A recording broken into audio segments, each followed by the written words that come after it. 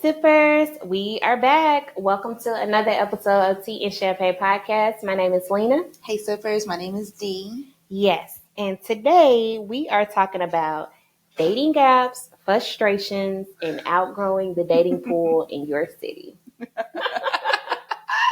so funny? Okay, we're going to keep it spicy today. So let's see. First, we're going to go ahead and do our housekeeping notes. What are we drinking today? We are still drinking our tea, our ginger probiotic tea.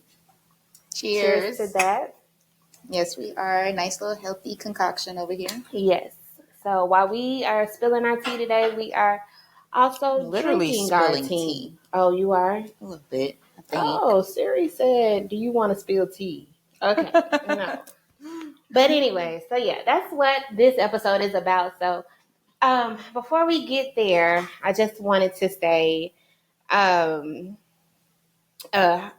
sippers, if you all are still interested in being a guest with us on Tea and Champagne Podcast, you can always email us at teaandchampagnepod@gmail.com. Also, we would like your journal entries. We still would like to hear from you all. At the end of this episode, I do have a prompt for you all. And yeah, let's get to our Black Business of the Week. Today, our Black business is the Powerhouse, whoop, whoop, whoop, which is where we are now. We are at the Content House filming our episode. The Powerhouse is a creative and culture hub based in Chattanooga, Tennessee, designed to empower entrepreneurs, artists, and visionaries through storytelling, collaboration, and community-centered experience.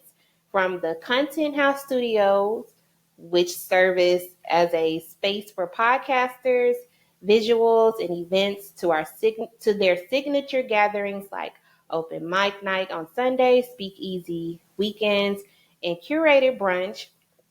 Everything they do is about building connections and giving creatives the resource they need to thrive.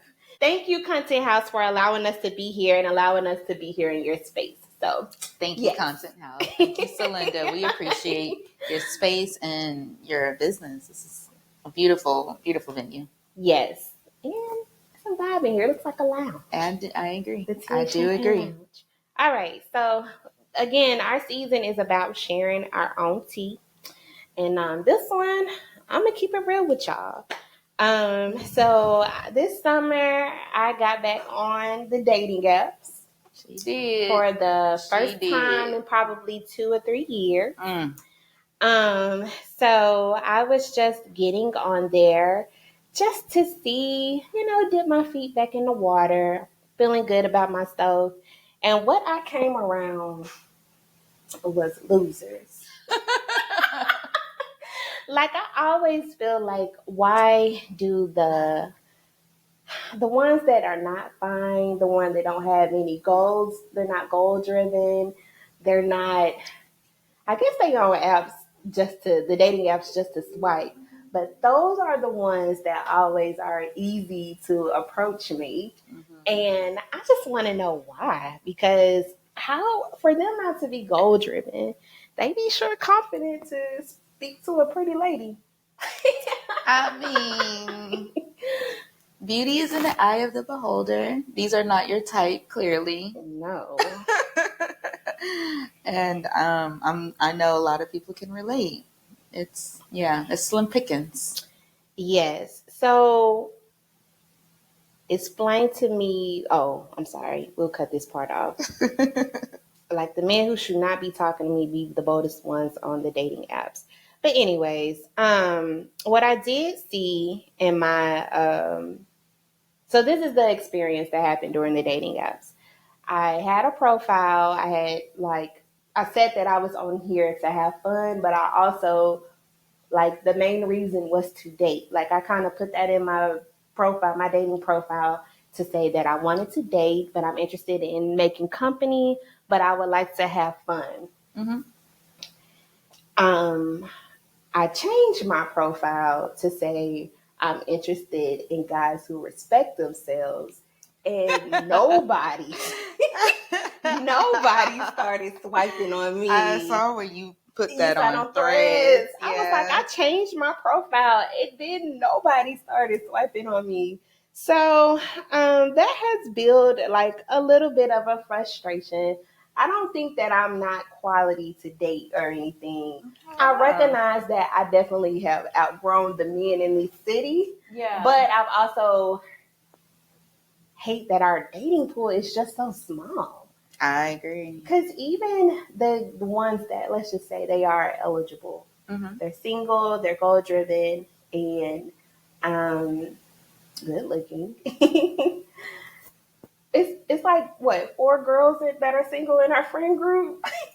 I know. One of us have already talked to this guy. You know what I'm saying? Yeah. So I don't know. What's your frustration with the dating pool here, girl? The limitation for sure. We absolutely outnumber men in this city. Eligible men, you know, that are meeting some of our interests. Those our standards. Those individuals are like a high and hot commodity. You know, we don't really come across someone that no one has ever interacted with before that also shares a mutual interest with you too. You know what I mean? Because it's not just like someone that you're attracted to. You also have to wonder if they are attracted to you in the same way. Right. And I feel like there's so many options for men that if they do even like someone, because there's so many options for them to choose from, it's almost like a fear of missing out for them. Like, if I lock in with this person, you know, there's also someone else I'm interested in. I just kind of want to be dating right now. I don't want to be tied to one person because I share interests with more than one person. And I get that on their side. I also can kind of relate to it on my side. I'm not interested in I'm a single person right now because I haven't found someone to share an interest on an exclusive level. You know, I'm not interested in someone that's still testing the waters with multiple people right now. Right. Well, but I understand it though, because that's what dating is. You kind of, you know, you do test the waters. So when I said that I changed my profile to men who respects themselves and my swipes slowed down, do you think men are actually scared when I say I actually what I want, or when do men get scared when we actually say what we want? You're scared of what? What do you think? What do you think scares them? Men that I don't know. That's what I'm saying. All I'm really interested is getting to know you. Maybe that it may actually go somewhere good. I don't know. I don't know what men and fears this would are. be. I wish we had someone here who was a man that we could ask, because I do think that they do have some fear to being in a relationship. And I think the fear comes from lack of freedom. I think people are scared to give up their agency of control of their whereabouts and their time. You have to dedicate time to someone in a different kind of way when you're locked in with someone. You have to sacrifice your time, your schedule. You have to consider their interests and not just your own interests.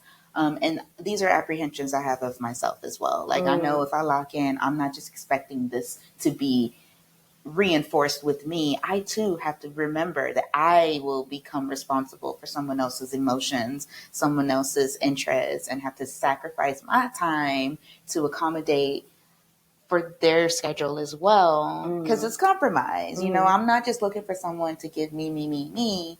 I definitely want to be someone who gives as well. And I have to reevaluate, am I even in the space for that? Like, I barely have time to go to lunch and a dinner. And so I'm like, if I can't even do that, what does a relationship look like? But a relationship that works for me and that's aligned with me will understand my lack of time. I think someone that is right for me will understand, like, this girl is busy and I'm just going to catch her.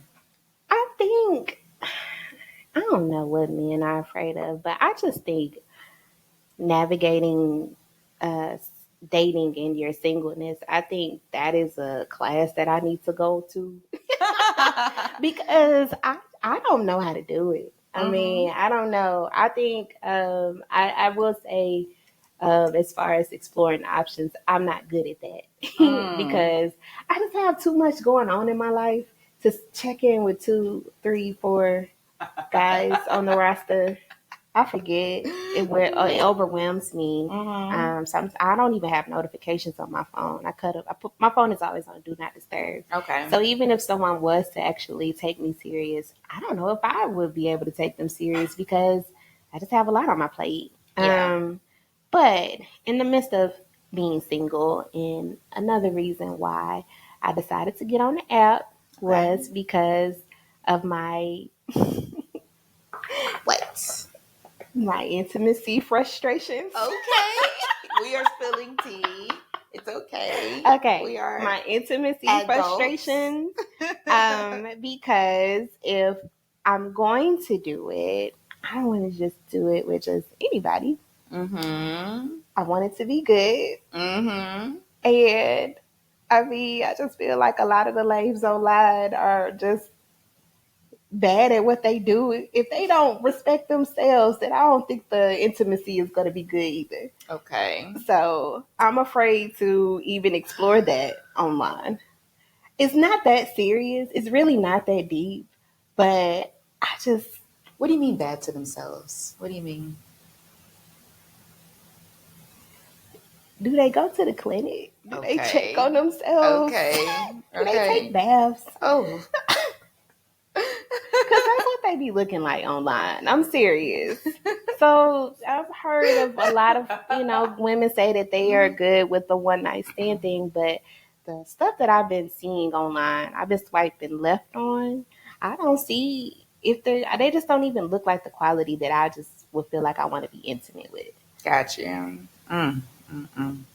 These are people that's been swiping on. Yeah. That comes up in your matches. Yeah. Okay. Girl, that's real.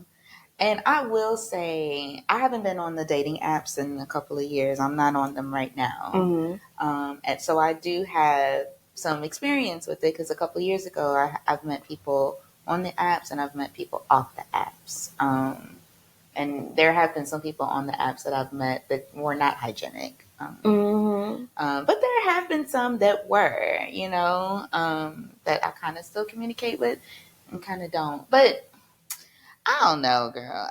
I think when you meet someone and you start to interact with them in person, that's the true telling of what to expect. Yeah. You can just kind of gauge what their hygiene is. For me, I am big with teeth.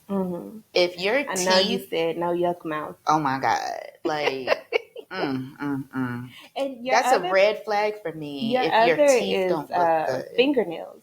Yes, it is. The cleanliness of your hands, which that's a mixed topic because some women are like, if they got dirt under their hands, that means they working hard. Yes, but I know a lot of men that work real hard and have dirty hands with their jobs, but they clean them so good you wouldn't know how hard they work. So that's not because if you're going on a date, why hadn't you washed your hands from work? It's a man. You know what I'm saying? Listen, that's different. That one individual who had them dirty nails and had stuck his gnarly hand in my popcorn and ate it up after making me pay for it. Oh, you mean Paul? Listen, red flag. I should have known when your nails was dirty that we shouldn't have went to the movies. Oh but we're not gonna dive into Paul too deep. But yes, I look at nails, I look at teeth, I look at the cleanliness of someone's beard. Yeah. If they don't have hair, I'm looking at your beard. If you have hair, I'm looking at your hair. Is your hair clean?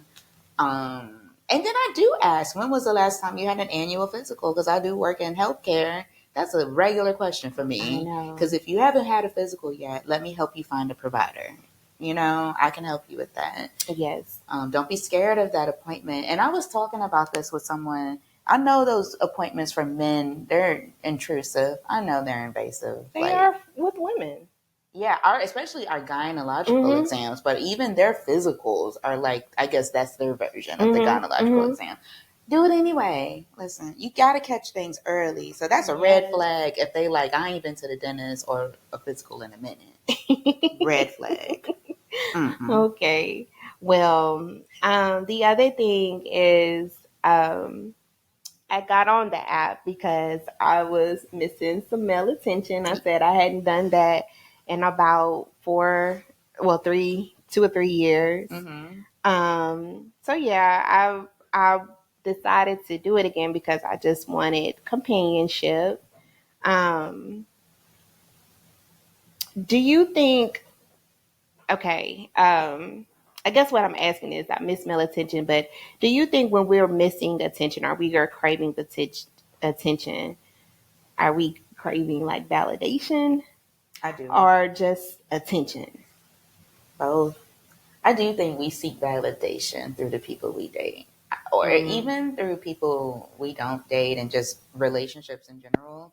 I do think we care about what other people think, mm, and I do think dating inserts a sense of validation because it feels good to be chosen. yeah. And I think when you're chosen, that validates that you are wanted, that you're worthy of selection.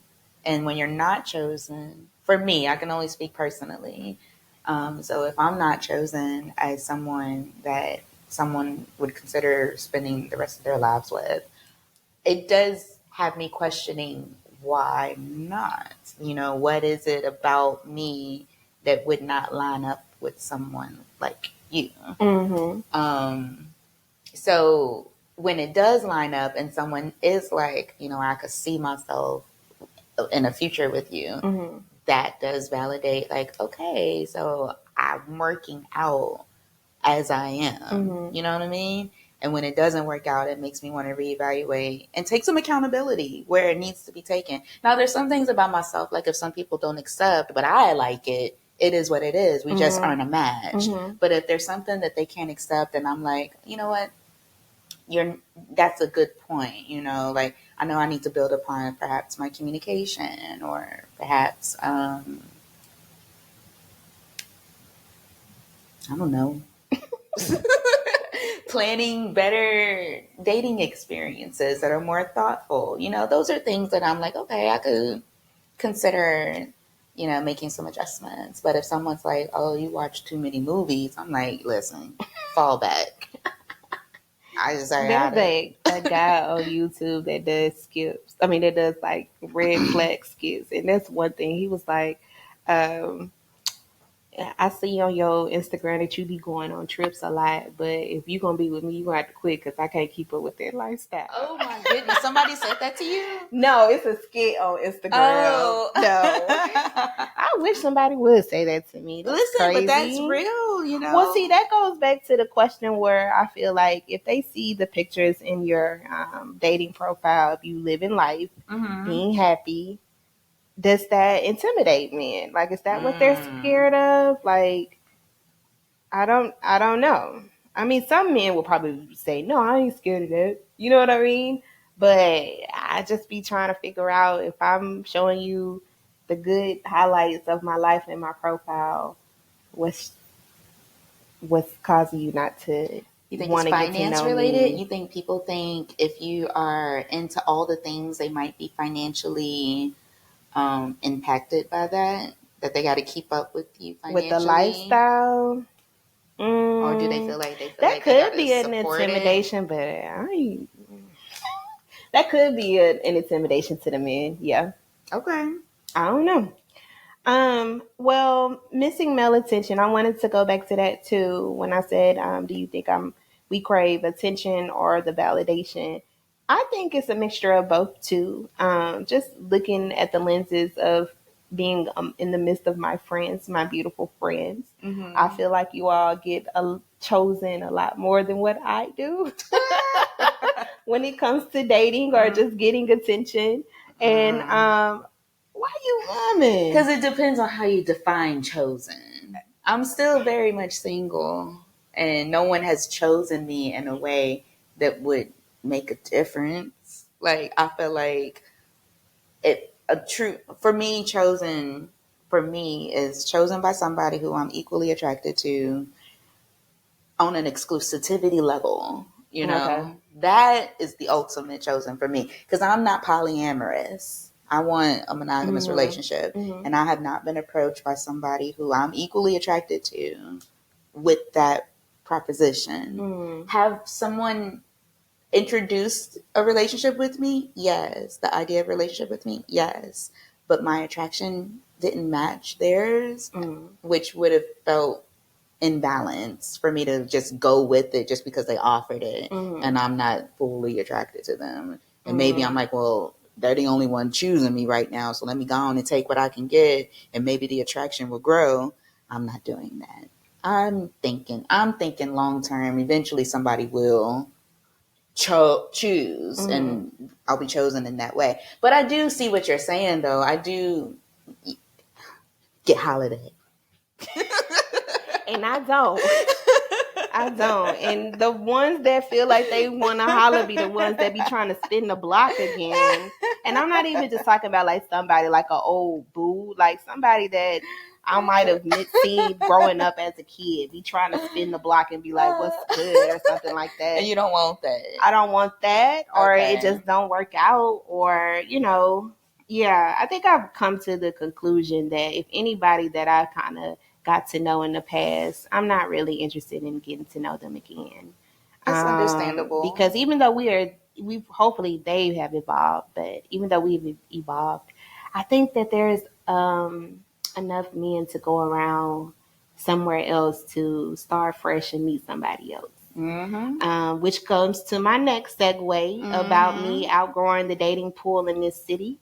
When I got on the dating app 2 or 3 years ago, I felt like I knew that I had already what I was up against to an extent. I just felt like the guys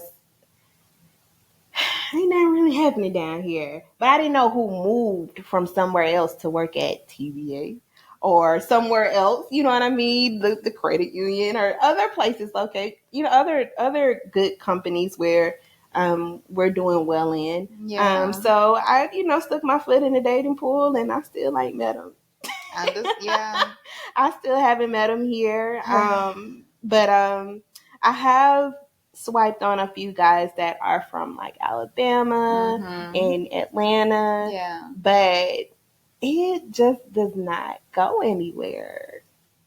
And I just be like, what is it? It'd be general conversation. Okay. It'd be like, hey, how you doing? Are you cool with the distance? And I'd be like, I guess so, you know. And then they're like, okay.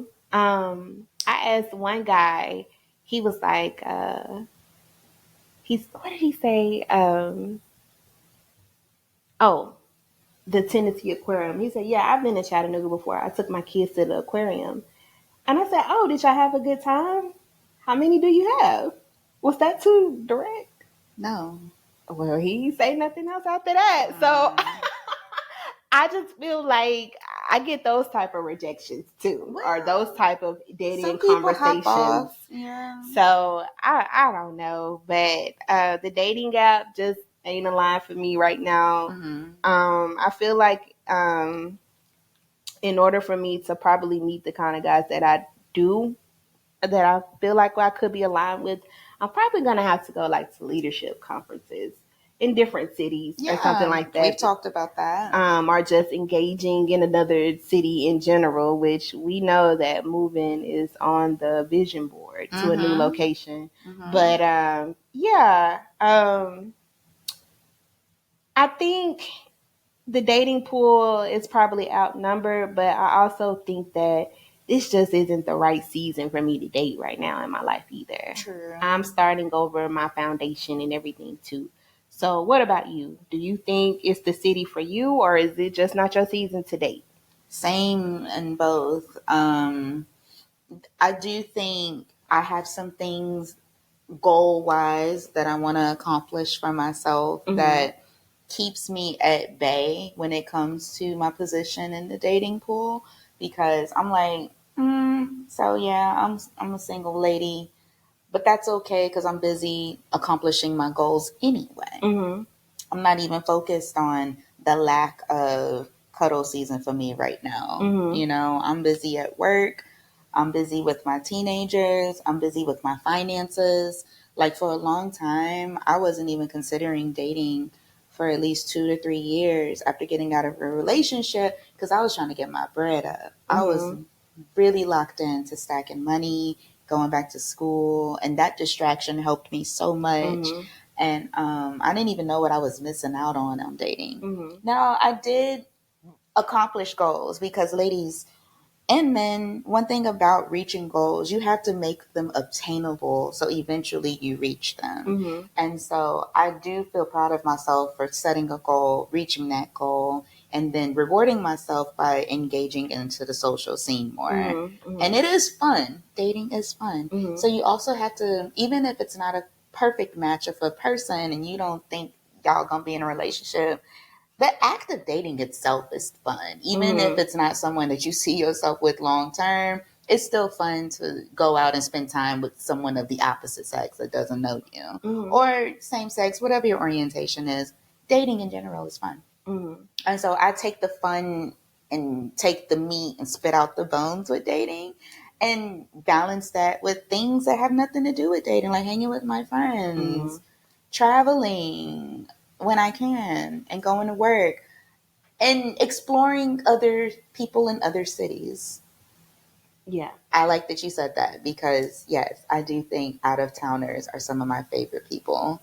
Mm-hmm. I do. I do. Local ones, if you feel a way about that, just step it up with me. Well, we can talk about it. But yeah, out of town is a fresh perspective, and I'm okay with relocating for love. Yeah. Yeah. Let's see. I think we're okay with ending there. Um, I have a final gem to share with our sippers. Confidence is cute, but compatibility is everything. So I'm gonna leave with that. Your journal prompt is: do y'all feel like the wrong ones always shoot their shots too? Share your stories with us. So we would like to know your dating gap experiences, or what you've been going through during the summer with your self love, your own dating self love, right? Yes, that is important too. Yeah, That is so important. Going on self dates or yeah, dating yourself. yeah. Yeah, So the dating app thing is just not working for me, and I'm okay with that. But what I have been doing is just enjoying my own company in the yeah, city and exploring things here in the city because that's what living is about. It's just agreed. being able to do things on your own. Absolutely. All right, so let's go ahead and flip the intentions this week. What's something that you accomplished? So I am proud of securing a wellness event with my job. I've been trying to engage the hospital with some corporations in the city, and I locked in, I think, a big one. We here in Chattanooga, if you guys are not from our city, we house one of TVA's plants, and I don't know if they're considered like a plant or if it's a corporate headquarters.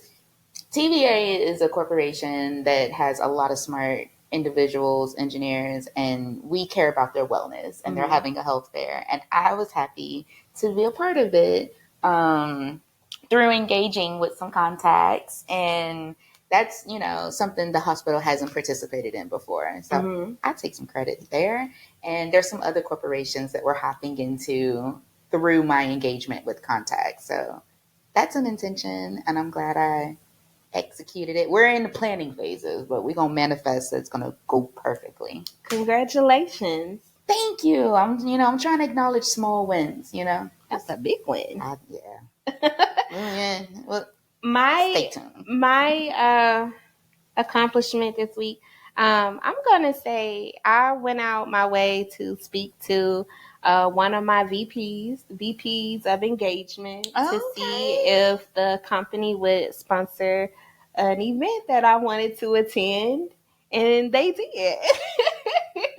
So I will be going to the Bloom Creative Summit this week, Nice. but the fact that I put my big girl pennies Yes, on ma'am. and was able to reach out to my VP with, a little template or whatever. Okay. But she emailed me back right away and was like, yeah, I'll work on make sure that you're able to go. But in the midst of that, she also referenced another leadership conference Nice. that my company is sponsoring. So now I'm going to 2 leadership conferences on my company's tab. That is so huge. I love that. I'm That's excited about that. Yeah.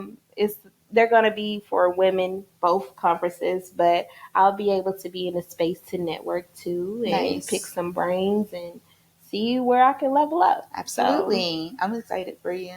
Thank you. Yes. I'm happy that we're able to help to support that through, again, engaging with contacts and asking. So that's awesome.